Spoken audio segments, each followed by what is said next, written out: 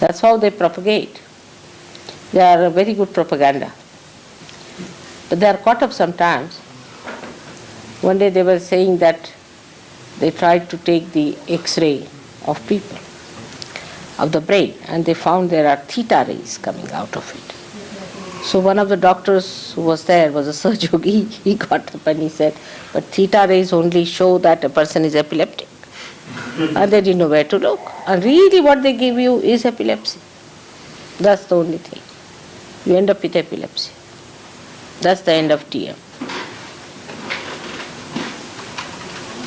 He's good, I must say, but he's a great seeker. All right, now put your hand. Now one thing is that TM people ask too many questions and they take time. So just don't ask any questions. First establish your realization, all right? Put some TM with him, that's better. Will you look after him? All right, come now. You come this side. He'll look after you, the deputy director. How is he now? Yeah, just try. Come now. It's better that you stay with him. I mean, you understand him. He'll tell you better. He knows all the things he has gone through. Can you ask?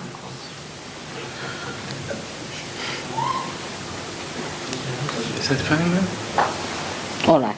Now what you do is to ask this gentleman and that gentleman to put it here. Him too. On this. Him too. Yes. They have got a whole sponge. You can put it here. Just put it. Not with your finger. Vishuddhi finger, yes. Just there. Maybe it might help you.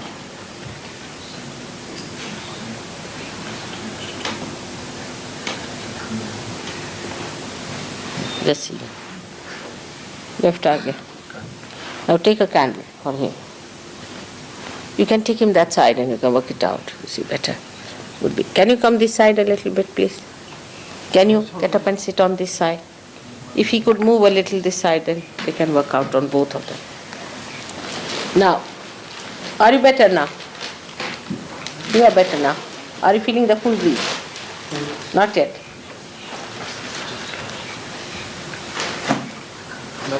It's at the void. Still, you say the mantras of void and he'll be out. Sit down.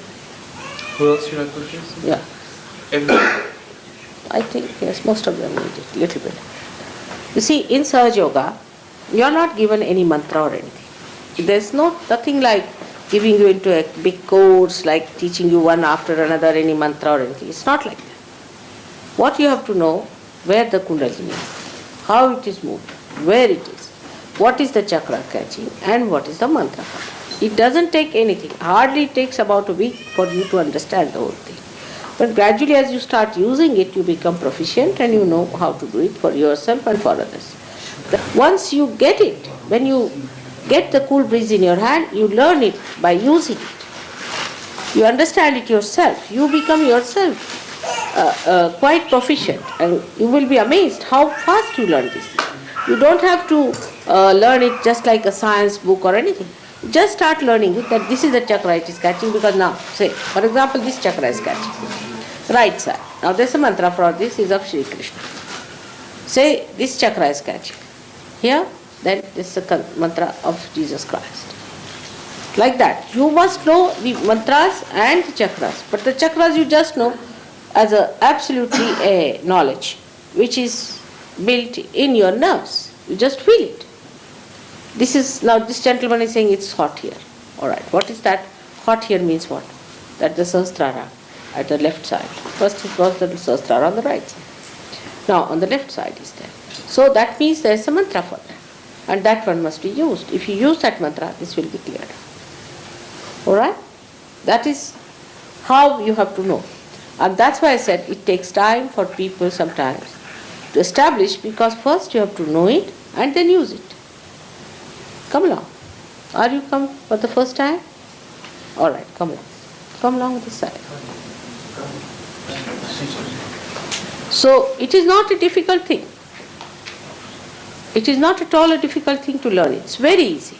You can pick it up in no time. As soon as you start using your hands on other people, in 1 month, it's done. So you can imagine. And you know about the chakras now? About the mantras? Yes. See? That's it. It's very simple. If you pay attention to it, you can do it much faster. You start feeling it on your fingers, you know this is the chakra. If this finger is, say, burning, that means your left heart is catching. If your left heart is catching, then you know because it's burning. Then there's nothing to go to the books or anything to find out, it's just burning, it's there. Isn't it?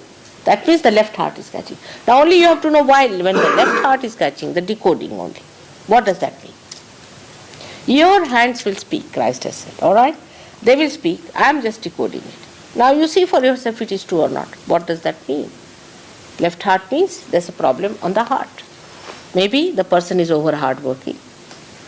He has forgotten about his spirit. The mantra is you have to say I am the spirit for left heart. It's so simple. Because you have forgotten about your spirit, you are more on the right side in the sense you are more you are an extrovert and more attention is outside, not towards your spirit. Left heart is catching. You start understanding Sahaja Yoga so well when your vibrations are steady. Now this finger, this is catching.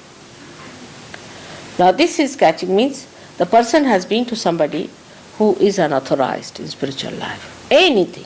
Say ESP, you call it EST, then you have got parapsychology, even psychology. Then you have got other things like all these gurus, false gurus, you can say this aura business. What else is there? Just now he was telling. Supernatural. Supernatural and undernatural and all these things, all alternatives you can think of. Anything you can think of, all these things, and the books and the lamas and the dhammas and everything. Even people who go sort of adhere to a church too much or adhere to Catholicism again, because they are not connected with God and they are unauthorized. But if you have been to a real guru, then immediately I will know. You won't have this problem and ascent will be very fast if you have been to real guru. But how many are real these days? In the market only those who are marketing are there, isn't it? In the market only the buyers and the shopkeepers. It's a marketplace now. So the real gurus are not to be seen. There are, of course I know there are many real gurus also. But wherever they are not in the market. I am the only person fighting them and telling them off. See, none of them are willing to come down or to concede to anything. They said these human beings are hopeless. They said 12 years you work, mother, then we'll come down. They want me alone to fight the whole thing. Doesn't matter. So now it's a market. This is unauthorized. Unauthorized people who have nothing to do with God, who claim that they have something to do with God, is false. And that's why they catch on this finger. And what do? They use all these techniques. These techniques are called in Sanskrit language as avidya. Avidya means non-knowledge. You can say that is not knowledge. Something anti-knowledge, anti-God. This is anti-God. So for that the mantra is Shuddha Vidya, means the pure technique. Is the mantra. Pure technique is the mantra. Pure means the one that comes from the spirit. Now what they are doing is the pure technique because it's flowing in them. If they are moving their hand, there is a power flowing through them and they are working it out. It's not just a acrobatic thing that is going on. So the pure knowledge, for example, the way they are raising these candles now in my presence, and they themselves are realized souls, it's working out. So this is the pure vidya, is the pure knowledge and pure technique. And those who have not done this have gone to such people, they have put their heads before them, kneeled before them, have done something that should not have been done. So this is it. And that's how if you catch on this thumb, left hand, that means a person has been to somebody like that. But with that, if you have any catch on this void or void here in the stomach part, this is left swadhisthana, is placed here down below, which moves like that all over, and this becomes right swadhisthana this side. Now supposing a person catches all round here, is void, and all round here. is called as the void. You call it void. It's not the Zen void, but the void is the crossing point, which is the viscera, is the stomach part. Where abdomen, you can call it, abdomen part. And this part, if it is catching, that means these are the 10 principles of the Guru. If this is catching, means you have hurt your principle of Guru, your principle of a master. That means you have gone to some very wrong master. If this is catching, that means that. Now, just now as they said, his void is catching. The Kundalini will be wobbling there. You can see it with your own eyes also. You can see the Kundalini just, poor things, pulsating there. You can see the whole stomach going into a trauma.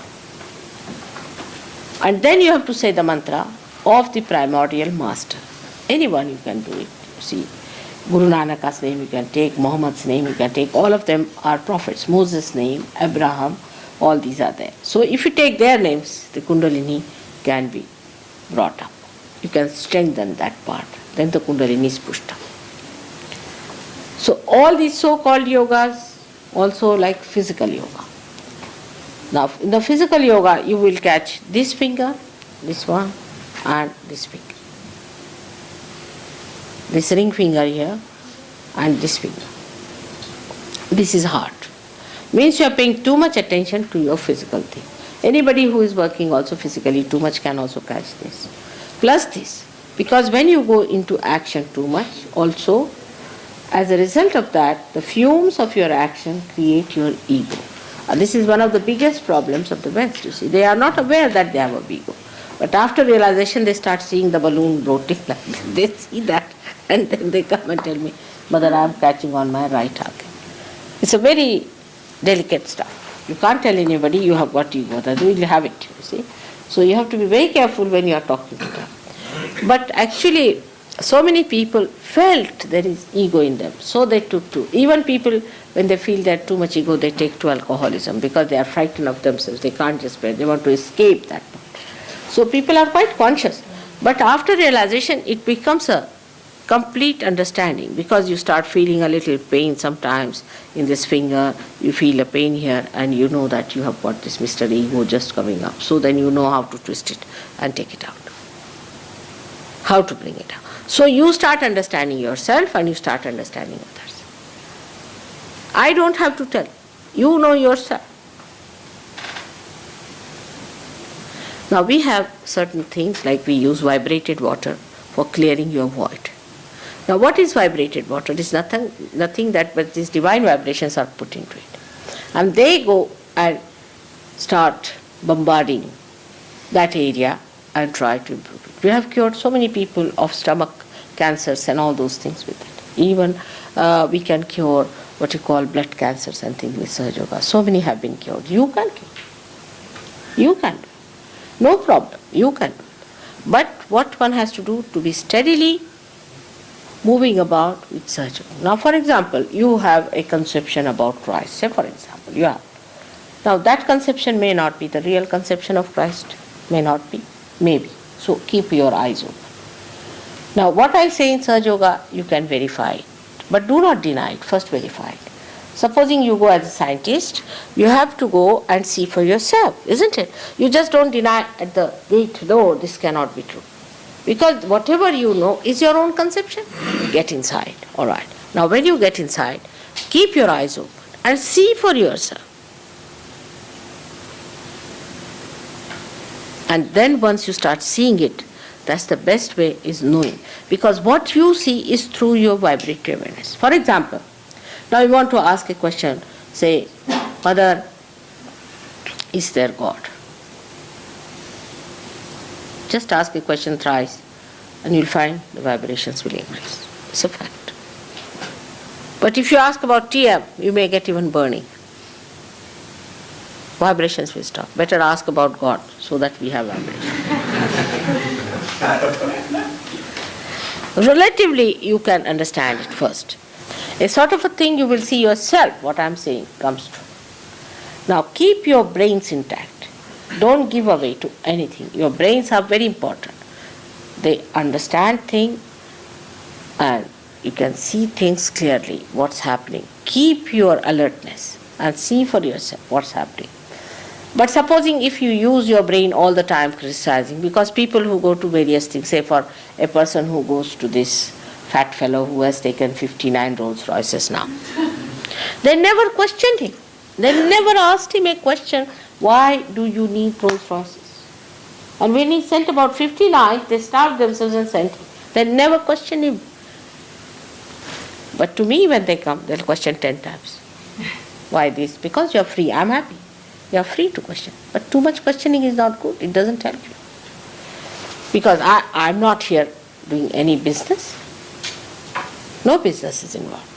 So they ask questions and questions and questions about this gentleman who has taken Rolls Royces after Rolls Royces. Can you imagine? English young people, can they afford all this? In 1 year, they had to give another Rolls Royce to him, 59th one. But when they came from him, where he said, you must surrender yourself to me, you must do this and you do that. When they came here and we said that you are not to think too much, immediately the whole ego that was suppressed came upon me. They said, oh, you are doing the same thing to us. But I said, for what? I don't want any Rolls Royce. Not even a bit of it. So why should I do it? The whole ego that was suppressed, you see, they were all mad after him and this, that. That was all right, quite convinced. But when they came to me, they wasted all their energy in arguing with me, and they started thinking they are great Sahaja Yogis, they have to organize everything, they have to do this, they have to do that. It's a very difficult situation. Only interested in pestering me. And I had no patience because I have to do something important. And she became so important. So I asked her, by the way, tell me, how did you develop this ego, from where? She said, I have no ego, I always surrendered it. I said, to whom? She said, we had a lama from Tibet, and he sent us word saying that unless and until you have the flooring, marble flooring, I will not come. So poor things, they starved themselves, made a marble flooring for these parasites. They came down here. They never made any money of their own. They never worked. You see these lamas, useless people. They came down there. And what was they were told, for 1 year, they have to do only one sadhana, one practice, is to bow before that horrible lama for 1001 times. And they did it. After that she came to me. Naturally the whole ego that was suppressed within us came on me. And I'm sorry, I couldn't give a realization. I must say. Couldn't. And I don't know if she's lost or what has happened. But this is what it is. That this kind of thing can happen. There are problems because of these wrongdoings. They all leave very deep dents within us. So we must know that we have to get it all right. We have to be concerned about ourselves because we are seekers. I have come here for your sake. And the seeking has to be done, perfected, and we have to look after ourselves. We must love ourselves and we must have self-esteem. Of course, when I say this, you should not also have diffidence, oh God, we have done all these things, so what's going to happen? So you must have complete confidence that you will be all right, first thing. And second thing, must know that these were wrong things, we are not going to do anymore, and we are going to be all right. So compromise yourself with yourself, first of all. Don't struggle with yourself. This is important. Because if you struggle with yourself, how are we to manage? There will be a big tussle going on within you. So better compromise, that you are seekers and you must get realization. It's very easy to make out a person who is ego-oriented. For us, it may not be for you, but we never say that. First of all, your attention should be on one side. If it is moving too much, then be careful. Don't move your attention too much. It doesn't work out. Attention has to be on one side. Try to put your attention on one side. That's very important. If your all attention is moving here and there, that's our habit, you see. Somebody comes in, we must see. Somebody goes out, we must see. What's the need? Even smallest thing happens, people will turn their eyes. Try to put your eyes in proper attention. We are here for our realization, for our emancipation, for the emancipation of all the humanity. And then you yourself become an enlightened light. You understand everything. It's your own power which you use and you try to help others. It's as simple as that. Now, this one point which I have told you that you cannot pay for it. No, you cannot. It's something beyond. It's not. The first time you feel the all-pervading power, this cool breeze that you are feeling is the all-pervading power. Now, people have talked about it. Everybody, even in Islamic religion, if you see, it's described as ruh. Every religion has talked of this all-pervading power. It's the Brahma. In the Sanskrit language is called as Brahma. Now, once you start feeling it, then it's the first time you have felt it. But unless and until you use it, you will know what. I look at ourselves. See our eyes, how beautiful they are, what a beautiful camera it is. All this is done by whom? There has to be some power who has done this, isn't it? We have become human beings. Who has done this? This power, this Brahma. And this Brahma power is now you are feeling for the first time. But that makes your hands living. The attention comes here. Through your fingers now you will know everything. Because your central nervous system, your nerves have been enlightened by the Spirit. That's how the knowledge is your own.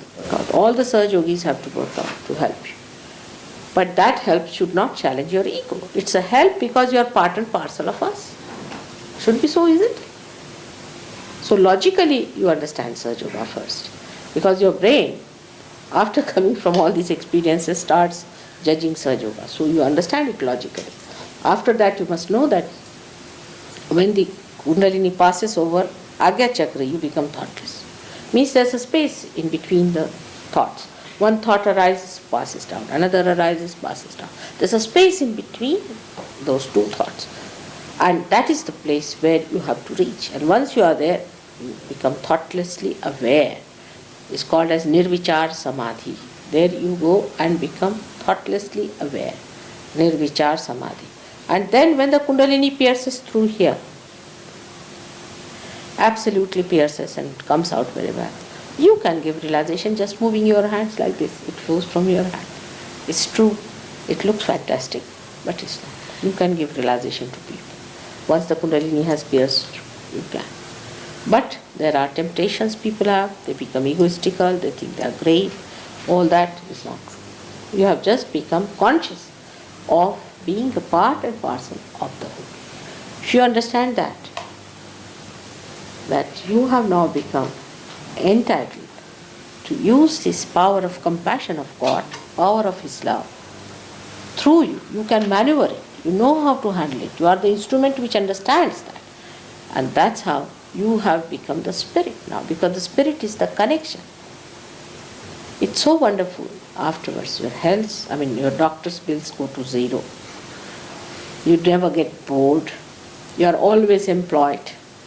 You have no time for anything. You are a very busy person.